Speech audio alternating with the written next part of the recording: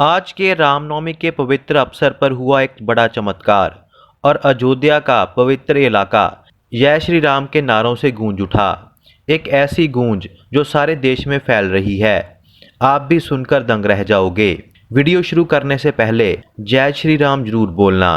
त्रिलोकनाथ हरियाणा के करनाल के एक गरीब परिवार से आते हैं।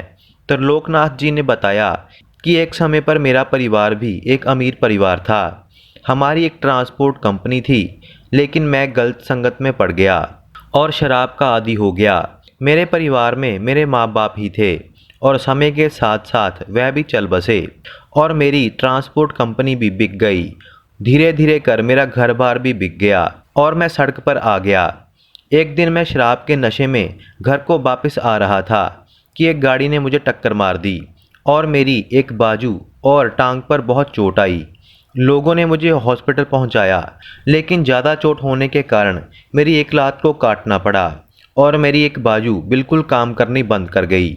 फ्री में जितना भी इलाज हुआ हॉस्पिटल वालों ने किया और बाद में मुझे रेलवे स्टेशन पर छोड़ आए और मैं दर्द में वहीं पर पड़ा रहा।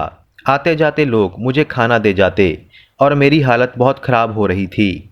एक दिन ट्रेन से एक सरदार फैमिली ने मुझे देखा और खाने को कुछ दिया और मेरी सारी कहानी सुनी। सरदार जी ने मुझे कहा कि मैं अपने बच्चों को अयोध्या राम मंदिर दिखाने के लिए लेकर गया था। राम नाम का जाप करो, प्रभु तुम पर भी कृपा करेंगे, और कहा कि मैं जल्दी कोई मदद लेकर आऊँगा।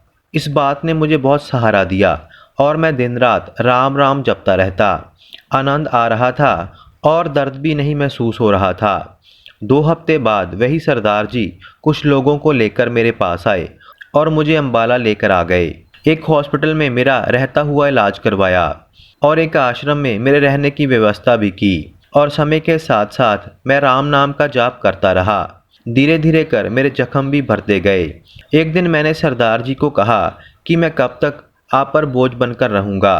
तो सरदार जी ने कहा कि बोझ की कोई बात नहीं, प्रभु परमात्मा हम सबसे कोई ना कोई सेवा लेते रहते हैं। मैंने उनसे कहा कि मैं राम मंदिर जाना चाहता हूँ। उन्होंने मेरी ट्रेन की टिकट करवाई और कुछ पैसे भी दिए, जिसके बाद मैं अयोध्या पहुँच गया।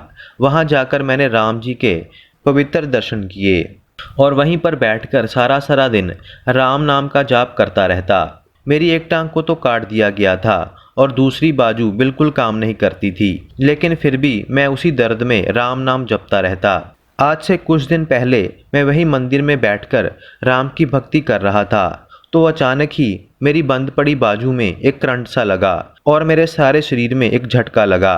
चमत्कारी रूप से मेरी बाजू जो बिल्कुल भी हिलती नहीं थी वह काम करने लगी और मेरा सारा दर्द भी गायब हो गया। राम जी ने एक ऐसा चमत्कार किया कि मेरा शरीर राम राम जपने लगा। अब मेरा शरीर काम करने के लायक हो गया। वहाँ के कुछ लोगों की मदद से आज राम मंदिर में मैं एक सफाई कर्मचारी के रूप में सेवा कर रहा हूँ। मुझे जीने के लिए कुछ पैसे भी मिलते हैं, रहने की जगह भी मिली और खाना भी।